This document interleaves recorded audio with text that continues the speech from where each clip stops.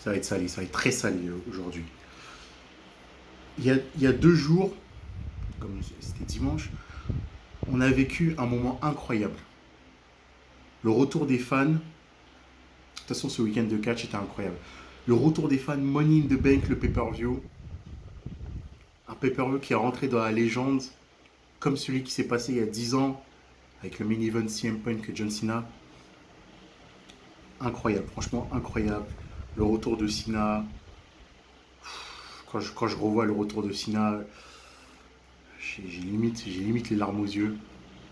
Je sais pas, John Cena qui restera et toujours mon gars. Et là après, je me réveille le matin, à 5 heures du matin, tout excité pour regarder Monday Night Raw. On nous annonce déjà que John Cena ouvre le show. Ok, il ouvre le show. Bim, bam. Euh, il challenge Roman Reigns pour le titre SummerSlam. Il dit que son personnage est surévalué. Il croit qu'il est bon. Blablabla. Bla, bla, bla. Donc ouais, ok. C'est cool, franchement, tout est cool. Franchement, tout est cool. Franchement, le début de show, il est cool. Le début de show, il est vraiment cool. Après, il y a Matt Riddle qui arrive et tout. John Cena et Riddle, ils font une battle de bro. Franchement, c'était drôle. Ensuite, Six Man Tag. Bim. Morrison, AJ Styles et Homos contre les Viking Raiders et Riddle. Bon match. Bon match, franchement, bon match. Bon Six-Man Tag. Miz et Morrison, toujours aussi drôle, franchement. Franchement, Miz et Morrison. Ils commencent petit à petit à twister. Hein. Petit à petit, ils vont devenir des babyface. Hein, parce que de toute façon, la foule, ils sont en train d'étirer. Et je sens qu'à un moment donné, si la WWE on va en reparler tout à l'heure, est intelligente, il devrait twister, il devrait double turn l'équipe AJ Styles, Homos et les Viking Raiders. Il faut que AJ Styles et Homos soient babyface et les Viking Raiders soient heel. Parce que franchement, le peuple a parlé. Hein. Le peuple a parlé.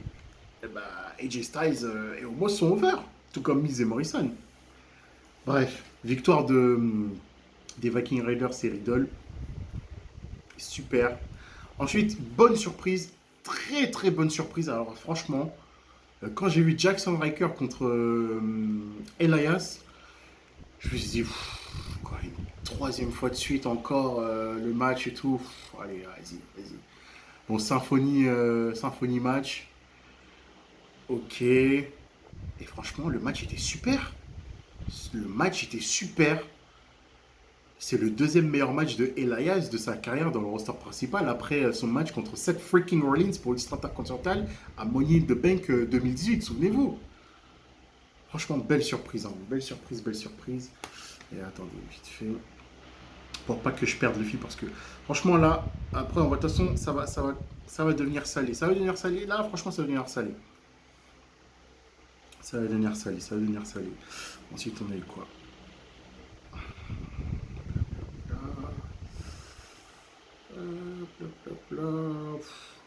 Ah oui, on a eu le Mansour avec Mustafa Ali. Mustafa Ali et Mansour qui vont faire équipe la semaine prochaine. Ok, bim, bam. Bah, c'est quand même un peu intriguant cette storyline quand même. Hein. Cette storyline elle est un peu intrigante, mais bon. RAF. Euh, Ensuite, bah, Sheamus il est arrivé. Il leur a dit que.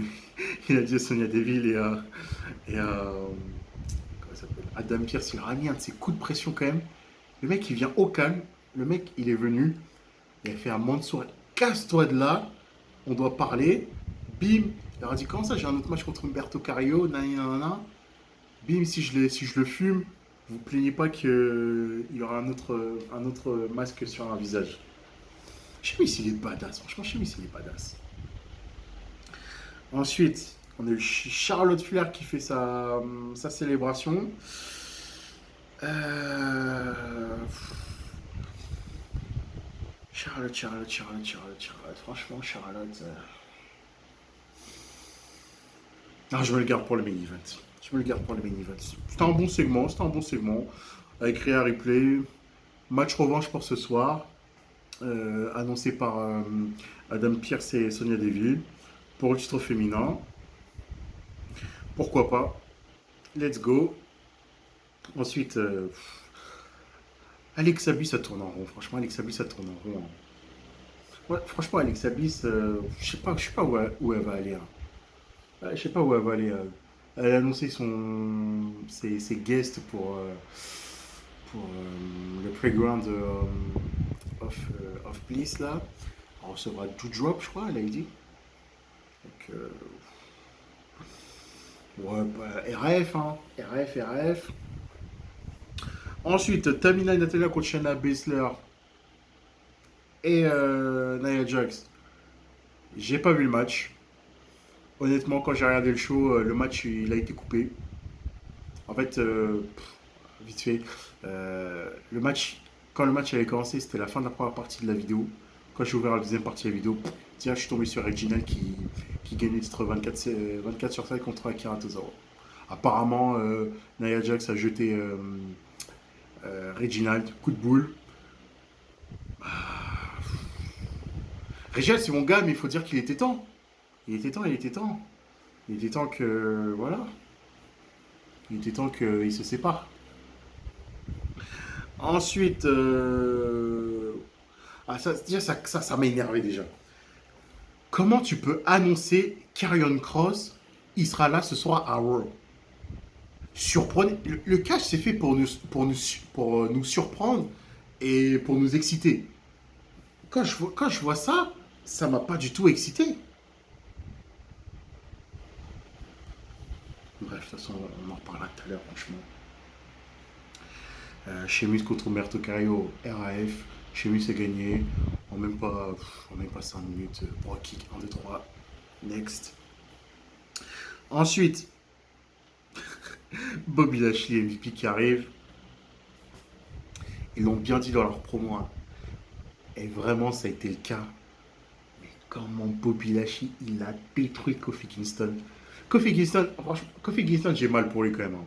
Kofi Kingston, finalement, c'est pas un mini-eventer. Vu comment la WWE, ils l'ont enterré 2 fois.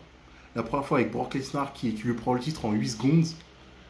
Et la deuxième fois, la Bobby Lashley. En plus, dans la storyline, c'était Kofi Kingston qui bouffait Bobby Lashley. Quand il dit, ouais, mec, t'es soft, tu fous rien en ce moment, tu t'es. Comme dirait, euh, comme dirait Mickey dans Rocky 3 à Rocky, tu t'es embourgeoisé. C'est vrai que Bobby Lashley, ils sont bourgeoisés quand même, hein. Le mec, il était avec des. Voilà, vous savez, champagne, MVP et tout. On n'était plus à l'ère du Godfather, hein. Franchement, Bobby Lashley, c'était le champ. Il fallait arrêter de le construire en mode Bruce Wayne. Mais ils ont rectifié un peu le tir. Comment Bobby Lashley, il a démoli. Il avait démoli Kofi Kingston à Money in the Bank, c'était gênant, hein. Après, bim, Open Challenge. Retour de Keith Lee. Et là, déjà, premier coup de gueule. Euh, À quoi ça sert? Sérieusement, à quoi ça sert? Keith Lee, il est venu, il est revenu. Il se fait fumer par le. Bon, ok, c'est le WWE Champion, mais la manière dont il s'est fait fumer par Bobby Lashley, un spear à l'extérieur du ring, un autre spear, 1, 2, 3. Le match, il n'a même pas duré 10 minutes, si je me souviens bien. Il n'a même pas duré 10 minutes le match, hein. On en reparlera de toute façon tout à l'heure avec l'autre cas, mais à quoi ça sert? Ensuite, ce qui arriva, hein. La musique de Goldberg. Goldberg arrive, je suis le suivant. Bah, Bobby Lashley, Goldberg pour le titre, hein. Malheureusement, malheureusement, match pour le titre, hein. Bah, ok, SummerSlam, ça doit être le WrestleMania de l'été. Ok, d'accord. Mais Goldberg, il va venir, ok. Il va se faire fumer par Bobby Lashley en 4 minutes. Et à quoi ça va servir? Parce que le mois prochain, Bobby Lashley va affronter qui après?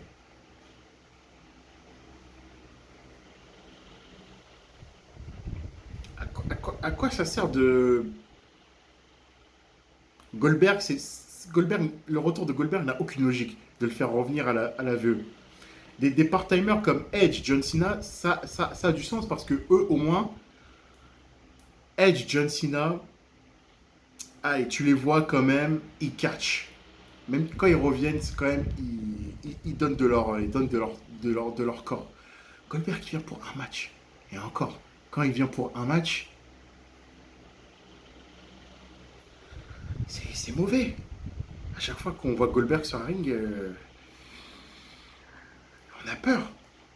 On a peur, on a peur. On va se souvenir des mauvais matchs. L'Undertaker à Crown Jewel. Kevin Owens à Fastlane 2017. Bon, heureusement que Drew McIntyre l'a battu, mais on avait peur quand même. Hein. Goldberg, c'est plus faire de prise. Hein. Franchement, il faut arrêter, il faut arrêter. Il faut arrêter. Goldberg, il fallait que tu arrêtes en 2016. Sur Survivor Series était bim, parfait. Tu reviens, tu mets une raclée à Brock Lesnar, 2-0, et puis voilà. T'as fait ça pour ton gosse t'as vu catcher. C'était magnifique, c'était même émouvant. Mais là maintenant, franchement, je vous invite à avoir une vidéo de Plana Production.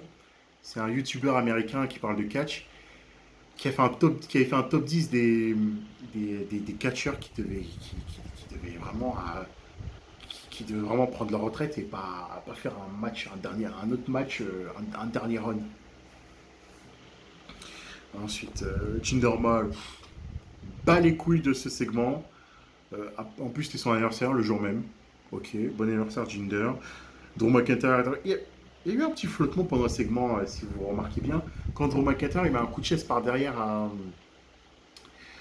à Jinder Mahal, les deux sbires, je ne retiens jamais leur nom, les deux sbires de Jinder Mahal, on dirait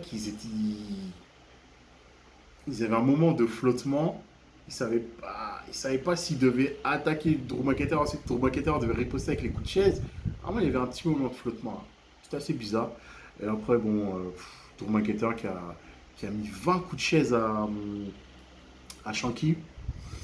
Et franchement, c'était assez violent quand même.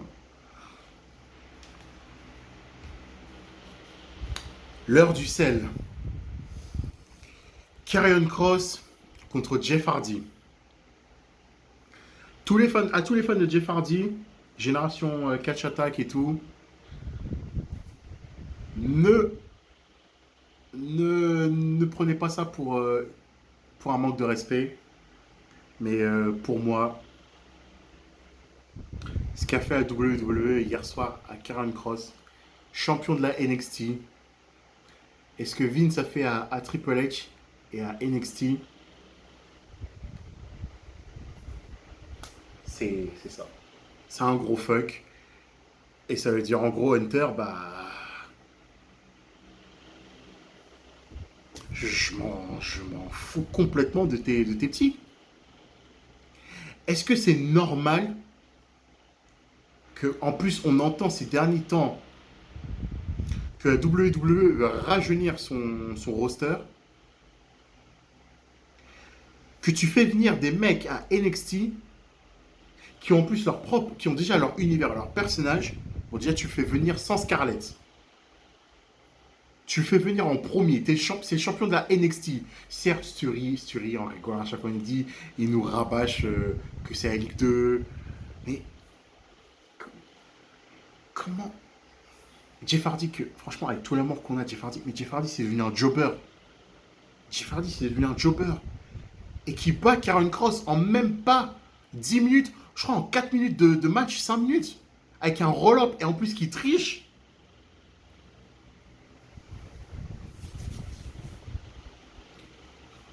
Karrion Cross, c'est bon, hein. Karrion Cross a été enterré.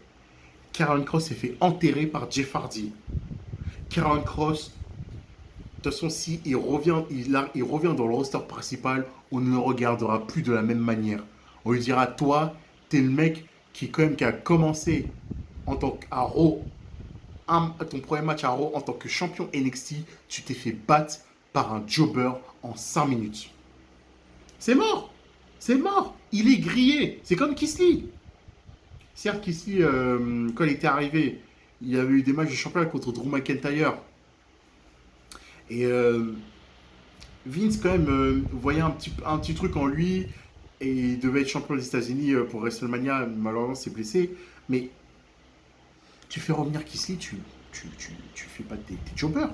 C'est comme Bobby Lashley. Bobby Lashley n'avait pas besoin de battre Kisly dans un Open Challenge pour le titre. Sérieusement. C'est une honte pour NXT. NXT s'est fait enterrer. Ce soir-là, NXT s'est fait enterrer. C'est bon, c'est terminé. Hein. Et après, on se plaint pourquoi, on se plaint de pourquoi les Adam Cole et tout, ils veulent pas monter dans le roster principal. Franchement, c'est désolant. Et en plus, là, Karl Cross, il est plus crédible à NXT. On va peut-être se dire non, mais il faut pas prendre au premier degré. NXT c'est un autre monde, je sais pas quoi. Du moment que NXT avait été introduit au Survivor Series en 2019 et que NXT est considéré comme un roster comme Raw et SmackDown, parce que regarde les soi-disant trades qu'ils font avec NXT, la Mandy Rose qui a été tradée à NXT, Alia qui a été tradée à Raw.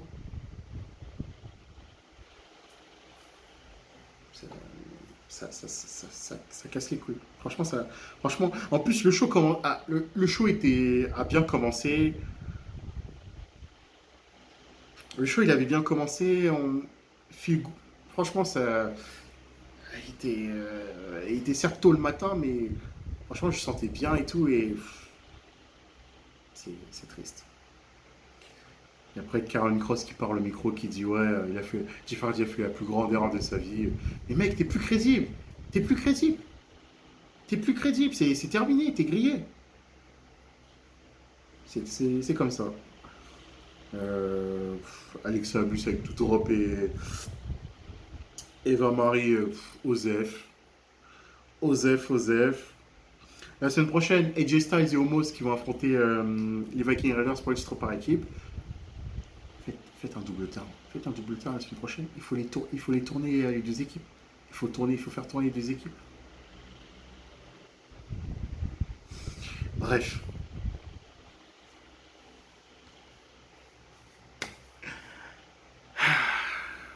Là, on peut parler de Charlotte Flair.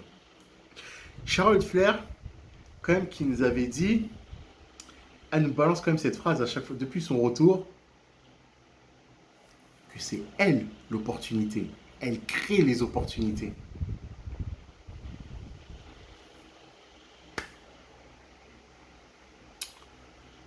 Moi, franchement, je vais vous dire une chose. J'ai bandé sur cette fin de match. Bon, Rhea Ripley, Charlotte Flair, le match à Raw pour le titre féminin, limite c'était anecdotique, il a duré 7 minutes je crois, ouais 8 minutes. Ouais, le match franchement il était pas, vas-y, anecdotique. Charlotte qui veut se barrer avec la ceinture, Rhea Ripley qui sort du ring, bim, coup de ceinture, disqualification. Rhea Ripley qui fait le riptime à l'extérieur du ring, et bim, la musique de Nikki Cross qui arrive, qui retentit. Franchement, les cash-ins de Money in the Bank, on est toujours excités. Et il était 7h du mat, et j'étais comme un fou. Franchement, j'étais comme un fou. J'étais comme un fou. Nikki H qui a encaissé sa mallette et qui a gagné. Et quand Charlotte Kid dit qu'elle est l'opportunité, bah, ça se révèle être vrai. Depuis l'instauration du Money in the Bank, qui est le superstar qui s'est fait, qui s'est fait encaisser le plus de cash-in chez les femmes? Charlotte Flair. Charlotte Flair est l'opportunité. 2018 à SmackDown, après WrestleMania, bim, Carmella qui cash-in contre Charlotte pour le titre de SmackDown. Money in the Bank 2019, Charlotte Flair gagne le titre et Bayley cash-in contre elle. Et là, la nuit dernière, Nikki Cross qui cash-in contre Charlotte. Après, j'ai eu sur Twitter les gens, ouais, c'est dégueulasse, juste un crossbody, Nikki Cross, elle a gagné. Mais on s'en fout. Vous vous souvenez comment Carmela a battu Charlotte quand elle a encaissé sa manette? Un big boot, un super kick. Vous vous souvenez comment Daniel Bryan il a gagné le titre World Heavyweight à TLC 2010 non, 2011, pardon. 2011 contre le Big Show. Mark Corey, après le match, il met des coups de chaise au Big Show, DDT sur la chaise. Daniel Bryan, il vient, il fait juste le tomber. Un 2 trois. Est-ce qu'on a dit, ouais, c'est dégueulasse? Ah bah non, c'est Daniel Bryan. Mais c'était quand même dégueulasse, oui ou non? Quand il fait le DDT, quand le mec, il vient, il fait juste le tomber sur Big Show. C'est ça le principe du Money in the Bank, du cash-in. Quand la personne cash-in contre son adversaire, contre le champion, c'est parce que le champion il est fatigué ou il est KO. Donc vous attendez pas que Nikki Cross et Charlotte Flair fassent 3 minutes de plus, 3 minutes de match. Le seul, les, les seuls Money in the Bank qui ont été cash-in pour le titre avec un vrai match, c'était en Vendam en 2006. C'était Damien Sandow contre John Cena pour le titre poids lourd. Et il y avait aussi Miz contre Randy Orton. Le match avait quand même duré 9 minutes, je crois, si je me souviens bien. Ouais, comme il avait quand même duré. Et donc voilà. Bah, Nikki Cross, franchement, ça fait du bien. Et vous le sentez? Est-ce que vous le sentez? SummerSlam. Mais tout ça en plus, vous sentez SummerSlam? Triple threat match, Rhea Ripley contre Charlotte Flair contre Nikki H pour le titre féminin de Raw. Parce que Nikki Cross, il faut la faire conserver quand même au moins quelques temps. Et bah, Nikki Cross va gagner comme ce sera un triple threat, elle va gagner en mode opportuniste. Donc, mais de toute façon, la WWE, sans s'en rendre compte, c'est limite un booking logique. Hein, qu'ils aient fait gagner Nikki H pour la mallette et qu'elle cash in contre Charlotte. Parce que souvenez-vous, avant Hell in a Cell, le programme, quand Nikki Cross. Bon, certes, vous allez me dire ça compte pas, mais ça a compté quand même, c'était un résultat. Parce que même Charlotte Flair, elle s'en était plein. Euh, Charlotte Flair qui avait perdu un Beat the Clock Challenge contre Nikki Cross. Comme elle avait dit, ouais, je peux battre Nikki Cross en 2 minutes. Et si je me souviens bien. Oui, Rhea Ripley aussi avait perdu en 2 minutes contre Nikki Cross. Si je me souviens bien. Donc ça a de la logique. Hein. Nikki Cross avait battu Charlotte et Rhea Ripley avant Il Nocel. Et moi, dans les précédentes reviews avant Il Nocel, moi je militais qu'il fasse un triple threat. C'était complètement logique parce que Nikki Cross battait la championne et la challenger. Ah, là, c'est logique. Là, c'est limite, c'est une continuité de ce qui se passait au mois de juin. La WWE, ils sont énervants, mais parfois, ils font sens de bon sens et de logique. Bref, franchement, c'était un bon moment. C'était un bon moment. Et franchement, ça fait du bien le retour du public. Hein. La pop et tout, franchement, c'était cool. Voilà, c'était le connard du catch. Suivez-moi sur Twitter, le connard du catch. Abonnez-vous, mettez des likes, partagez, et puis voilà, et que la passion nous guide. C'était un bon gros, même. C'était un bon, mais franchement, NXT. Vince, il a fait ça à NXT. Hein. Il a fait ça à NXT, Vince. C'est triste, mais c'est comme ça. Allez, salut!